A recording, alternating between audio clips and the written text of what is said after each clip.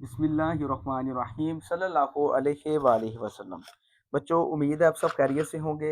आज एक्सरसाइज 1.11 का question number 5 करेंगे क्लास 8 का।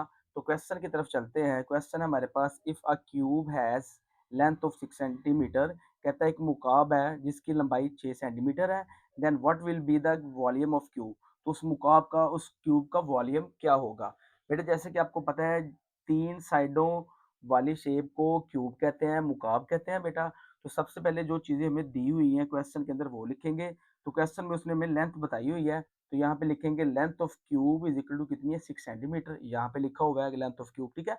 तो लेंथ ऑफ जो क्यूब है हमारे पास 6 सेंटीमीटर है, वो लिख देंगे। उसके बाद जो हमने फाइंड करना है वो लिखेंगे। तो फाइंड हमने क्या करना है, what will be the volume of cube.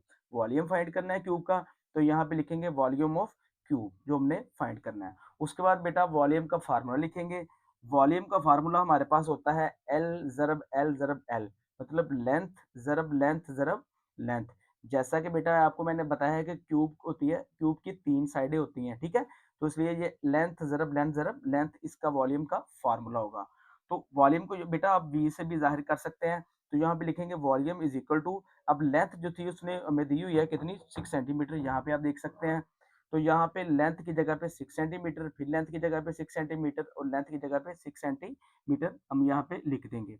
उसके बाद इन तीनों को मल्टीप्लाई कर देंगे। अब 6 को 6 से मल्टीप्लाई करें तो 36 आ जाता है। फिर 36 को 6 से मल्टीप्लाई करेंगे तो 216 आ जाता है बेटा। तो यहाँ पे 216 लिख देंगे। फिर सेंटीमीटर सेंटीमीटर और सेंटीमीटर, यहाँ पे भी 1, यहाँ पे भी 1, यहाँ पे भी 1।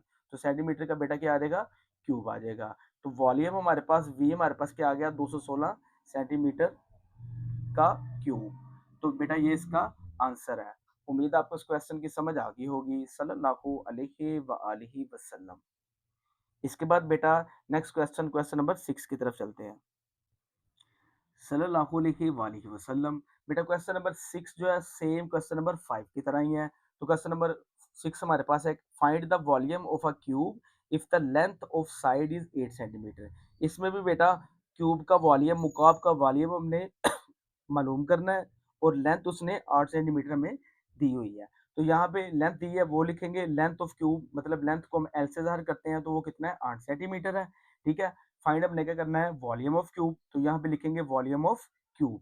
वॉल्यूम को वी से ज़ाहिर करते हैं, वो हमने फाइंड करना है। तो वॉल्यूम का जो फार्मूला है हमारे पास वो क्या है, एल ज़रब एल, मतलब लेंथ ज़रब लेंथ ज़रब लेंथ, जिस तरह हमने पिछले क्वेश्चन में किया है। ये लिखने के बाद बेटे क्या करेंगे, लेंथ की जगह पे एल की जगह पे उसकी वैल्यू लिख देंगे, वो हमारे पास 8 है, 8 सेंटीमीटर। तो यहाँ पे भी 8 centimetre multiply 8 centimetre multiply 8 centimetre लिख देंगे। उसके बाद बेटा क्या करेंगे, इन तीनों रकमों को मल्टीप्लाई कर देंगे। 8 को 8 से मल्टीप्लाई करेंगे तो 64 आ जाता है, 64। फिर 64 को 8 से दोबारा मल्टीप्लाई करेंगे तो 64 को जब हम 8 से मल्टीप्लाई करेंगे तो 512 हमारे पास आ जाता है।